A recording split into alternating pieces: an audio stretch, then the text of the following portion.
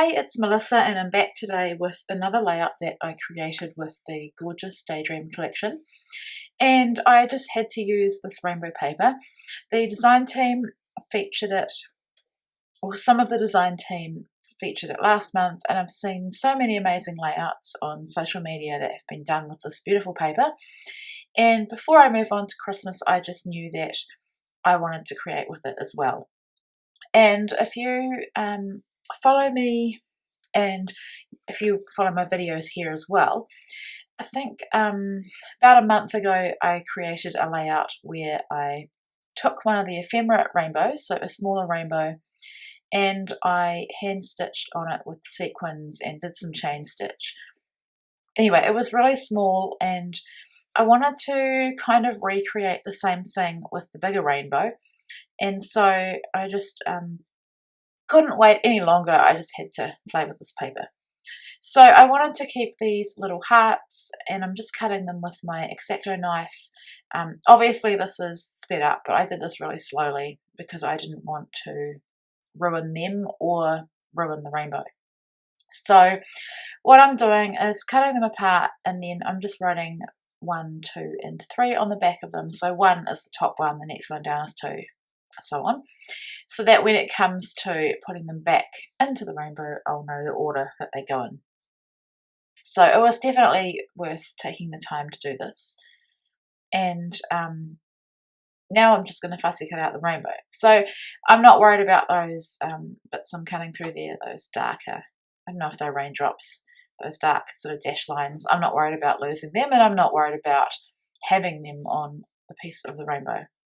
Now, I've seen a lot of people cut this apart, obviously distress the edges, do stitching. I've seen people add in different textures like pom-pom trim, and I've also seen people not take the rainbow apart and just create a layout on top of that paper as a full sheet of pattern paper.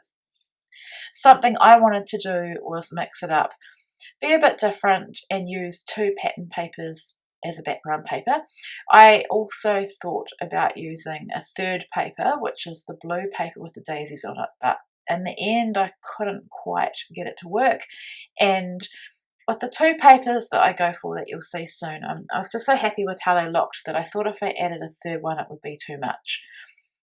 So here, just cutting it apart, I probably could have cut this out, but my video isn't that long, so I thought I'd just leave it in and take the opportunity to chat with you.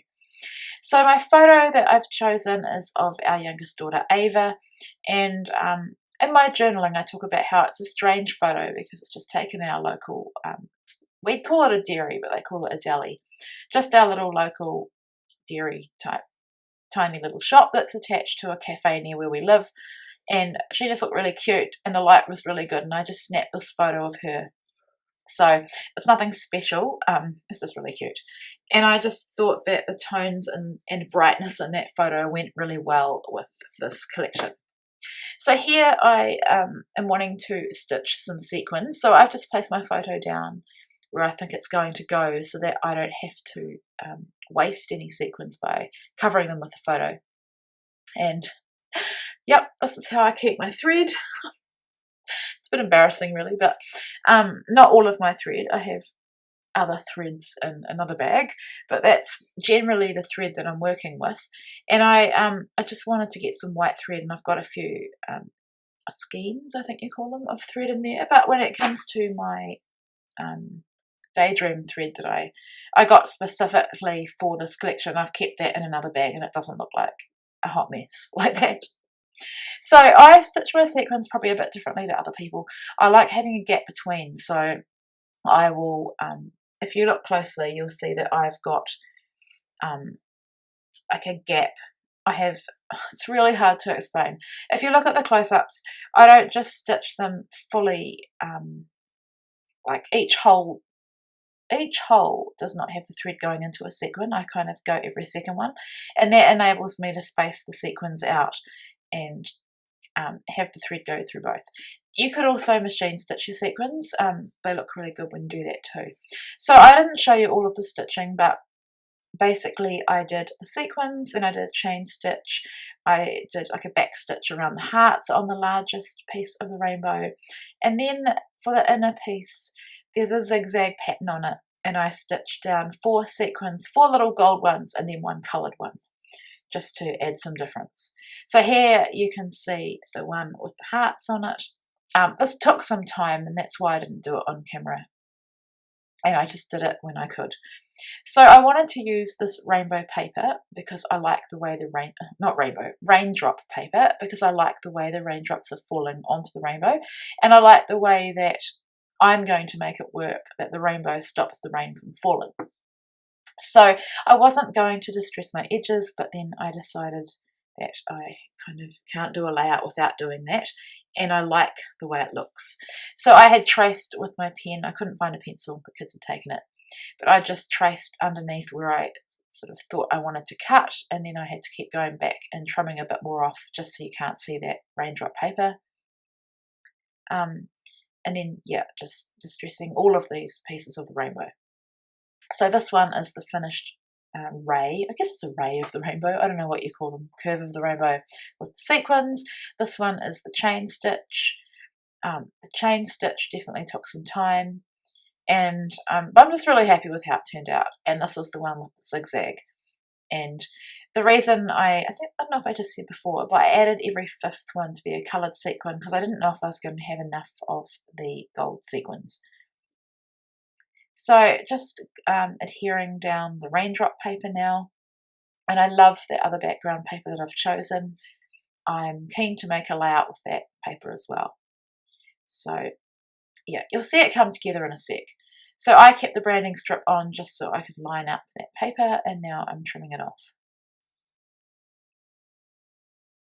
So I did think about adding the foam behind it, and then I thought, no, I don't want too much dimension.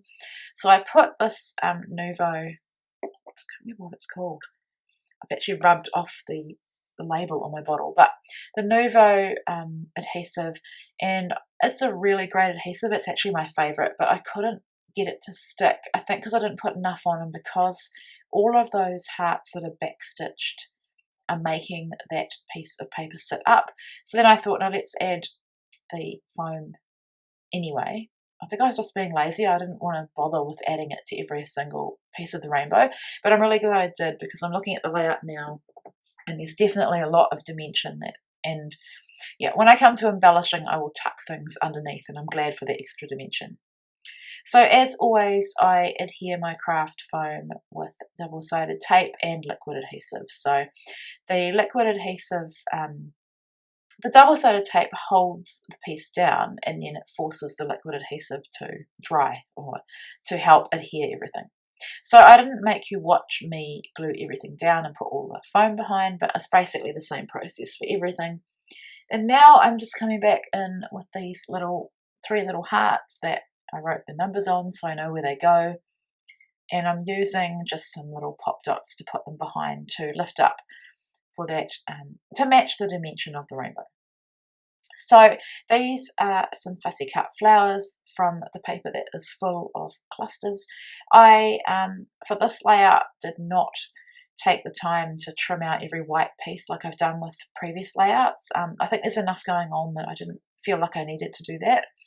I fussy cut them off camera as well because I already had one cut, and then yeah, I did them in sort of small increments with the kids around to be able to get them done. So I did think about not using more dimension on my photo because it ends up being quite thick with dimension, but I'm glad I did as well because I just love the light and shade, I guess, and the shadowing that you get from adding extra dimension. So then, yeah, I purposefully fussy cut the cluster that I'm working with now, like a half wreath. I just love that one. I love that on that piece of paper. I think I've said this before, but all of those clusters are different, just so beautiful. So here I'm tucking that piece. I think it's from the edge of the paper, which is why it's got a straight edge. And pieces like that are great for tucking under photos or behind elements like I've done there. So for my title, I've taken that from the die cut titles. And I love that Zoe included die cut titles in this collection because it makes it's easy for me. I don't have to come up with a title. I can just choose a couple of words or one word from that pack. So I thought Sweetheart was the perfect title for this, because she is such a sweetheart in this photo. She is not always a sweetheart. She's going through a tantrum phase at the moment. She's actually 4 in a couple of weeks. So that's pretty exciting. She's been waiting for her birthday for the entire year. So yeah. Here I'm just deciding whether to place this cluster over the photo or under, and in the end I went with over. I did at first think it was too much, but I think it looks fine. It's not really covering anything in the photo that's important, and most of all you can see her face. So just adding my dimension. Sorry, I'm a bit off camera there. But yeah, more dimension to pop it up because of all the dimension on that or under that photo, and because that most of that floral cluster is going to sit up of the photo. So I've got the accessory stickers now, and also one of these puffy hearts. I just had to add one of them, of course. I love them so much. I've also got that fussy cut moth that came off, I think, the previous layout I did. So I wanted to use that up as well, and I've just added a couple of the stickers. Keep smiling and live your best life. So I can't remember if I do my journaling on camera. I think I do, but I put it between the smallest part of the rainbow. There was another moth as well, and I thought about adding it, but I decided that I had enough going on. I also thought about another rainbow, but once again I decided one rainbow was more than enough. And I think the florals and the rainbow and all the details that I've done with the stitching actually is enough in terms of embellishment. So like I said, I'm just adding my journaling, which is basically what I said. I guess a strange place for a photo, but it turned out really sweet. And I guess, I'd encourage you to look for opportunities to take photos of your kids when it's not really a photo opportunity time. So I hope you enjoyed this layout and this process. If you want to read more, you can see it on the Coco Vanilla Studio blog. Thanks for watching.